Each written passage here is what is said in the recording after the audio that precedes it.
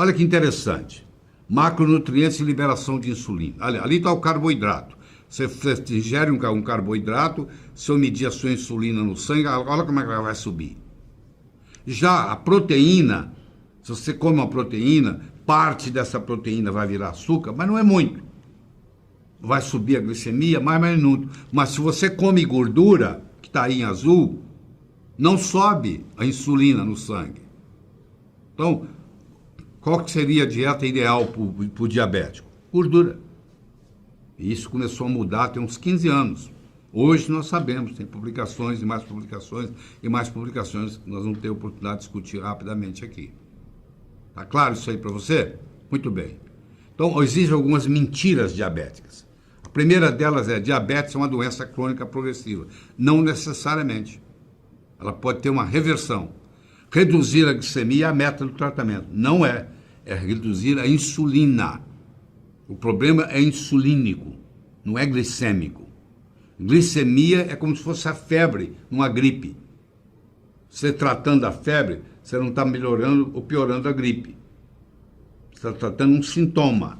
Você tratar a glicemia é como se fosse uma febre. Você está tratando o sintoma. Você teria que tratar a causa. Então, quais são as verdades diabéticas?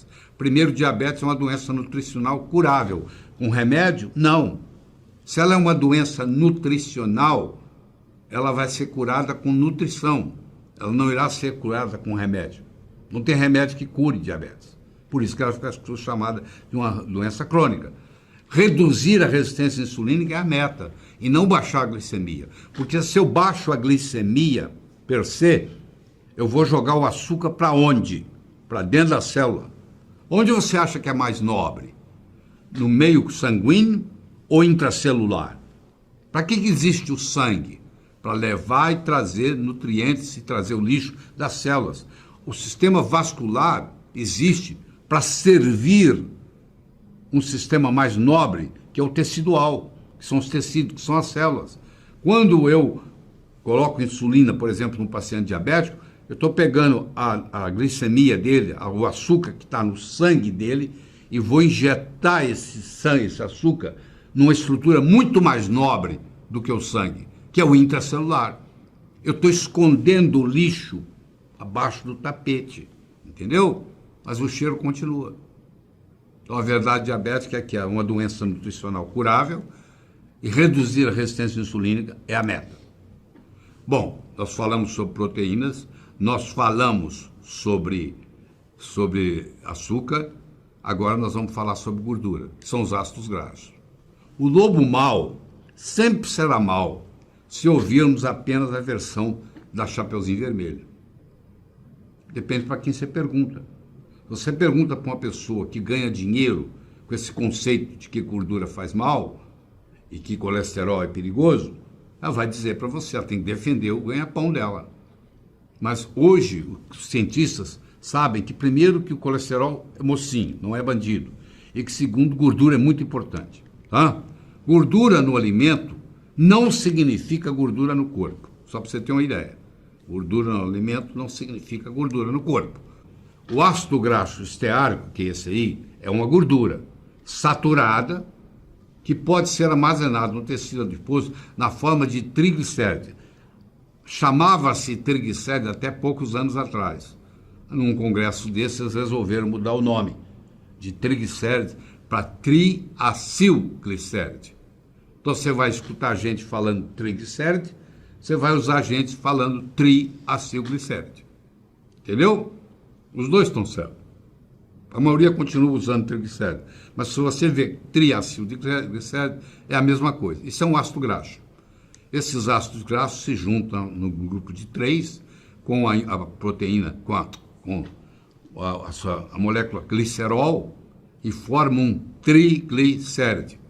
Ácido graxo é o termo técnico para a molécula individual de gordura. Vocês estão vendo à direita aí em vermelho o glicerol. Ele se liga a 3 ácidos graxos. Por isso que chama triacilglicéride ou triglicéride.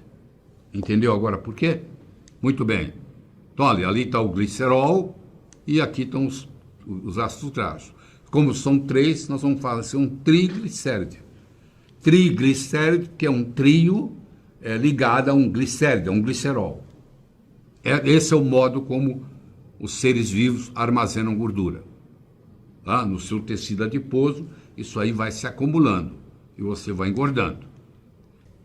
Esse aqui é o oleico, que é o da azeite de oliva, que é o extraído da azeitona. Ele é um monoinsaturado.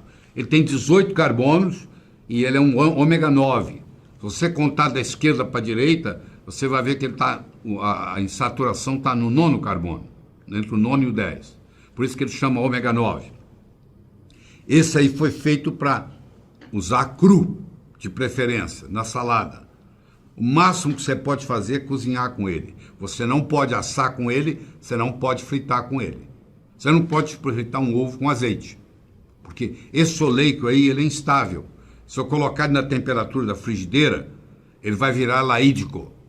Aqui está um ômega 3, olha lá. A primeira dupla ligação, olhando da esquerda para a direita, está no 3º carbono, por isso que chama ômega 3. Ele é o óleo de peixe, é rico em EPA. Eicosa, em grego, quer dizer 20. Ele tem 20 carbonos. Eicosa penta, significa pentanoico, significa que tem 5, penta é 5, duplas ligações. Ele é um eicosapentanoico, ele é um EPA, ele é um poliinsaturado. E aquele oleico que você está vendo ali, se eu jogar ele na frigideira, ele vira laídico, ele vira trans, que é veneno. Do mesmo jeito que frutose é veneno, gordura trans é veneno. Então não cozinhe, de preferência nem cozinhe com oleico. Use oleico cru. Quando você usar o azeite de oliva, você usa ele cru. O máximo que você pode fazer é cozinhar, mas não pode levar ao forno, nem pode levar à frigideira. Você entendeu por quê? Porque ele vai virar elaítico. Ficou claro isso? Olha agora o que acontece com os ácidos graxos de cadeia média. Olha lá, são em azuis. Ó, fatty acid medium chain. Ó, eles vão direto para o fígado e eles são usados como energia. Ou seja, como no óleo de coco predomina os ácidos graxos de cadeia média, não tem jeito de você engordar com óleo de coco. E aqui está a explicação por que o óleo de coco não engorda. Tá? Porque eles não se comportam como os de cadeia longa. Agora, os de cadeia longa está lá, o mirístico, o palmídico, o esteárico, o araquídico, o beênico e o lignocérico. Então, existe uma diferença de metabolismo entre os ácidos graxos de cadeia longa e os ácidos graxos de cadeia média. Isso é muito importante saber. Os ácidos graxos de cadeia média é o caprílico, o cáprico e o láurico. Tá? Temos 6.000 gerações de Homo sapiens no planeta. Dessas, 5.998 tinham a gordura como principal fonte de nutrição. Nos últimos 50, 60 anos é que mudou. A sua bisavó, ela cozinhava com banha, ela cozinhava com toucinho, entendeu? Banha bovina, toucinho, sebo de boi. E ela não tinha geladeira nem nada disso. Ela tinha, a refeição dela era muito baseada em gordura, que não estraga. Tá? A gordura saturada não estraga. Sua avó punha na gordura saturada a carne, não tinha geladeira e conservava ali a gordura e a carne junto.